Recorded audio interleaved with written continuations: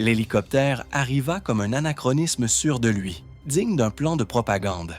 Il n'était ni discret ni rapide, il était théâtral. Mais pour Téhéran, la mission obéissait à une logique simple: faire voler un vieux SH-3 à basse altitude, filmer la réaction du destroyer et vendre les images comme preuve que les eaux régionales se plient à la volonté iranienne. Ce que les Iraniens n'avaient pas prévu, c'était l'appétit de la marine moderne pour les métadonnées. À l'intérieur du centre d'information de combat de la Fitzgerald, l'atmosphère mêlait amusement et fin professionnel. Aegis peignit l'aéronef entrant comme la piste 0341 et, en arrière-plan, le système de combat exécuta ses routines, identifiées, notées et modélisées. La bibliothèque de menaces fournit la classification, variante IKAS, W, d'exportation, priorité négligeable. Pourtant, les machines calculèrent, par précaution, des solutions d'affrontement. La prudence computationnelle ne dort jamais. 47 issues possibles clignotèrent sur les consoles. Options de manœuvre, mesures non cinétiques, géométrie de missiles. En temps de guerre, l'une de ces branches bougerait en 30 secondes. Aujourd'hui, c'était papier et exercice. Le vrai théâtre, cependant, était invisible à l'œil joueur, le spectre électromagnétique. Le SLQ-32 s'activa et commença la récolte. Chaque rafale, Wizarfoot HF, chaque ping Doppler de l'AP-N130, chaque balise de navigation errante se transforma en données. L'ensemble enregistra la fréquence porteuse, l'intervalle de répétition des impulsions, les particularités de modulation et les signatures dans les lobes secondaires. En termes clairs, l'hélicoptère laissait des empreintes digitales dans tout le ciel. L'équipe de guerre de l'information sourit, car ces empreintes deviennent des recettes. Exactement quelle fréquence brouiller, quelles impulsions usurpées et quelle chaîne réceptrice aveugler la prochaine fois qu'un SH-3 tenterait son théâtre. L'ironie fut délicieuse. En émettant sur des canaux civils de base et des aides à la navigation dépassées, 121,5, 243,0 et le VHF maritime courant, les Iraniens devinrent trivialement visibles pour des systèmes conçus pour des menaces bien plus complexes. C'était comme si un voleur annonçait son arrivée sur une fréquence ouverte et laissait sa carte de visite sur le pas de la porte. Aegis n'avait pas besoin d'un missile pour gagner. Il avait besoin d'un registre, horodatage, spectrogramme et enregistrement un FLIR propre qui serait ensuite empaqueté dans un dossier indiscutable. Dans la cabine, la chose fut moins calculée. Le SH-3 craquait et vibrait. Les instruments clignotaient. Les roulements étaient fatigués. Le pilote faisait ses comptes de carburant avec un crayon mental, suivre un destroyer à 30 nœuds tandis que le vent de face dévore les réserves. Il avait peut-être 45 minutes en station, si la chance l'accompagnait. En dessous, l'assillage du destroyer était une référence visuelle facile, mais impitoyable. La Fitzgerald aurait pu transformer l'hélicoptère en souvenir avec 14 projectiles d'un canon rotatif ou avec un seul lancement de SM-2. Mais les règles, les conséquences et la patience stratégique gardèrent ces options cataloguées plutôt qu'exécutées. Lorsque le SH-3 descendit à 500 pieds, le Phalanx le suivit, mais n'éleva pas ses tubes. La tourelle est une sentinelle, pas un artiste. Les opérateurs pratiquèrent l'acquisition manuelle et l'ordinateur de contrôle de tir calcula son arithmétique létale, 500 pieds, fermeture à 110 nœuds, angle d'interception 30 degrés, avec une fenêtre de moins de 2 secondes si l'escalade devenait chaude. Pourtant, l'équipage maintint le système en prêt, pas en mode tir. Le calcul favorisait la preuve et la dissuasion plutôt que le spectacle. Link Chess Presses, Amplifica Momentul. Lorsque la Fitzgerald nota la piste 0341, des dizaines de nœuds, croiseurs, frégates, aviation du porte-avions, reçurent la transmission. Ce ne fut pas seulement du renseignement localisé, ce fut une leçon distribuée. Ce qui prit des minutes à analyser à bord du destroyer deviendrait une contre-mesure automatisée dans tout le groupe d'attaque. Les Iraniens, sans le savoir, enseignaient à leurs adversaires à reconnaître et neutraliser leurs tactiques. Et alors, le théâtre atteignit son climax propagandiste. Le pilote lança des avertissements sur des canaux ouverts en anglais avec accent. La passerelle répliqua avec brièveté et professionnalisme. À Téhéran, le clip serait monté, accompagné d'une musique épique et diffusé comme une victoire. Dans le CIC, l'équipe du renseignement versa l'enregistrement brut dans un fichier de preuve, spectrogramme, forme d'onde audio, vidéo FLIR signé par un H et horodatage géolocalisé, un dossier hermétique qui résisterait aux retournements et aux négations. Soutenez les marins qui risquent tout pour que nous puissions vivre en paix. Abonnez-vous et partagez. Quand le SH-3 s'éloigna finalement, manque de carburant, instrument chaud et plus embarrassé que victorieux, il n'y eut aucun éclat de célébration sur la Fitzgerald. L'équipage archiva le rapport, téléchargea le paquet SIGINT et alimenta les bibliothèques avec des données qui rendront la prochaine approche d'un SH-3 sensiblement moins confortable pour son équipage. Dans le silence qui suivit, la leçon était claire. Le contrôle moderne de la mer ne se gagne pas exclusivement avec des missiles et des canons. Il se gagne en transformant le signal de l'ennemi en la contre-mesure de demain. Il vole bas pour paraître menaçant, effectue des passages rapprochés pour provoquer une réaction et utilise des fréquences de civils pour feindre l'innocence si quelque chose tourne mal. La mission est aussi simple que cynique. Obtenir des images d'un navire occidental intimidé, les empaqueter pour la télévision d'État et proclamer le contrôle souverain d'une frange de mer. Mais le théâtre ne se traduit pas toujours en avantage. Parfois, il fournit à l'autre camp les outils exacts pour te neutraliser. Depuis l'intérieur du centre d'information de combat de la Fitzgerald, tout l'exercice se lit comme une leçon au ralenti. La piste 0341 apparaît sur l'écran du SPI, un écho rotatif au milieu d'une mer de retour moderne. Aegis la classe en un battement, hélicoptère ASW d'exportation, priorité basse, mais même une faible priorité est une cible tentante pour la collecte de renseignements. Le SLQ-32 s'active et convertit chaque cri analogue en un enregistrement numérique. Fréquence porteuse, intervalle de répétition des impulsions, particularité des lobes secondaires, artefacts de modulation. Chaque transmission non chiffrée sur 121,5 ou 243,0 est une miette.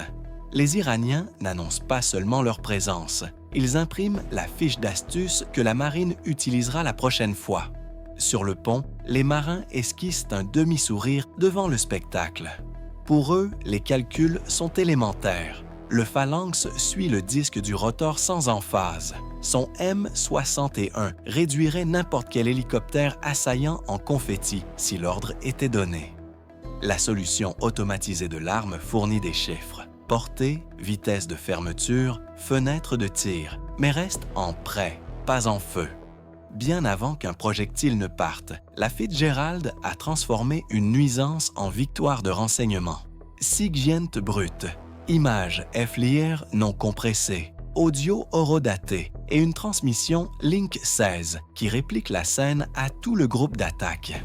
En quelques secondes, ce que les Iraniens espéraient embarrasser les États-Unis devient une leçon distribuée, un ensemble exact de fréquences et de signatures que chaque émetteur de brouillage et nœud EW reconnaîtra et contrera.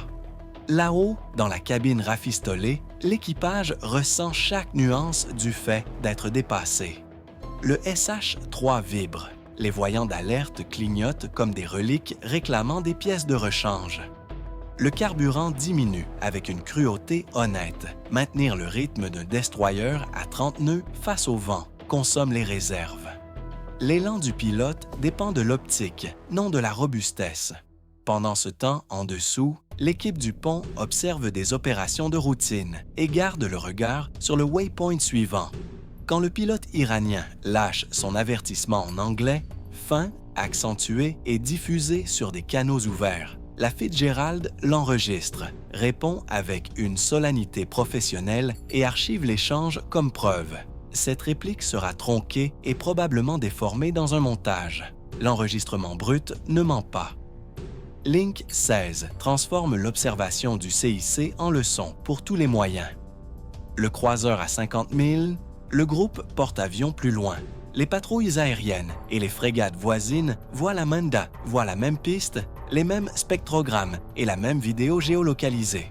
Ce qui a pris des minutes à analyser à bord d'un destroyer devient une contre-mesure automatisée pour l'ensemble de la flotte. Les Iraniens, en utilisant des pratiques primitives de transmission et des canaux vocaux non chiffrés, ont offert à leur adversaire des recettes EEW précises et immédiates. Il y a une ironie stratégique plus profonde. L'avantage de la marine moderne ne réside pas seulement dans les missiles ou les canons. Il est dans la capacité à transformer l'information en effet. En émettant en clair et en faisant voler un appareil vieillissant à l'intérieur de l'enveloppe Aegis, l'hélicoptère a fourni aux États-Unis des signatures, des leçons et un dossier narratif incontestable. Lorsque le SH-3 finit par s'éloigner, à court de carburant, avec des instruments chauds et plus riches seulement en métrage filmé pour les caméras, les archives de la Fitzgerald se referment. Aucun missile n'a été tiré. Il n'y a pas eu de gros titres sur un affrontement. Abonnez-vous pour suivre des histoires d'héroïsme silencieux qui sauvent des vies chaque jour. À la place, une accumulation silencieuse. Tracés spectraux sauvegardés, FLIR archivé et paquet Link 16 distribué. Le théâtre a échoué. Les métadonnées ont gagné. L'offense a résonné plus fort que n'importe quel missile. Depuis la passerelle de la Fitzgerald, la dernière proclamation du pilote, fine, suppliante, théâtrale, sonna moins comme un ordre que comme un dialogue dans un mauvais film patriotique. Ceci est votre dernier avertissement. Changez de cap maintenant. Les mots se sont propagés sur la radio et ont été captés mot à mot par l'équipe communication du navire, non parce que quelqu'un en avait peur, mais parce que l'audio brut a de la valeur a posteriori. Le navire n'a pas cligné des yeux. Il n'y a eu ni alerte générale, ni mise en service dramatique des batteries pour le spectacle. À quoi bon gaspiller de l'énergie quand ton système de combat est conçu pour dévorer une saturation supersonique et te rendre des fragments? L'enveloppe Aegis, qui protège la Fitzgerald, est une forteresse par couche. Les SM-2 atteignent l'horizon. Les ESSM couvrent la bande médiane et le CIWS Phalanx est prêt à tisser un mur de tungstène sur le dernier mille.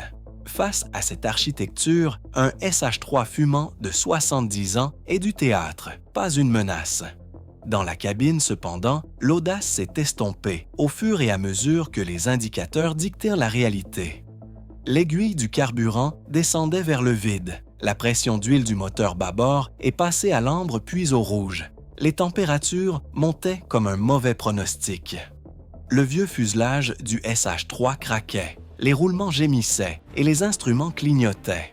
Le chef mécanicien donna un coup au pilote et indiqua le faisceau de voyants ambre et la jauge de carburant, un geste compris dans n'importe quelle langue. Repartez. Il ne leur restait pas beaucoup de temps en station.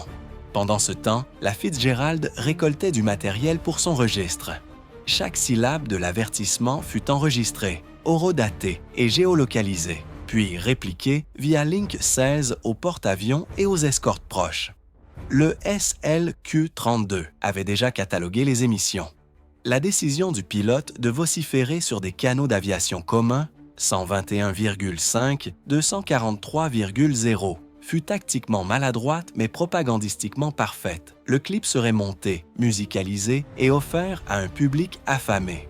À Téhéran, il transformerait un instant de navigation routinière en triomphe de souveraineté. À bord de la Fitzgerald, cela devint un paquet de preuves qui affaiblissaient la sécurité opérationnelle iranienne. Le déséquilibre n'était pas seulement technologique, mais doctrinal.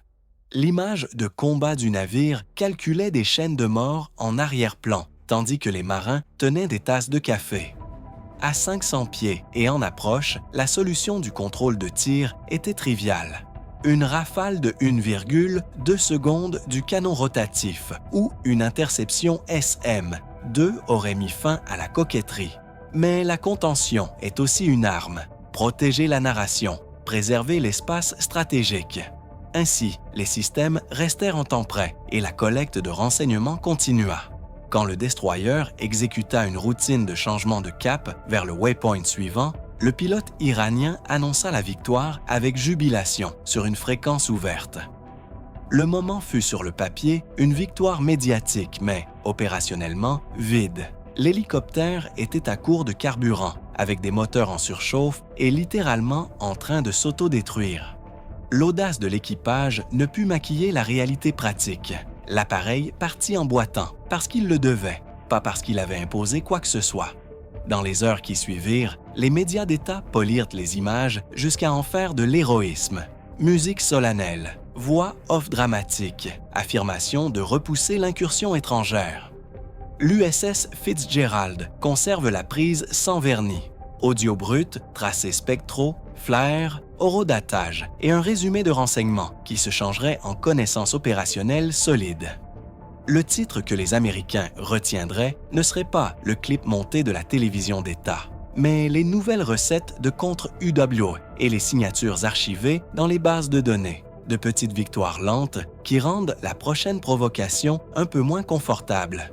Le théâtre a échoué, les métadonnées ont triomphé. Aimer et partager pour les hommes et les femmes qui transforment le danger en travail d'équipe.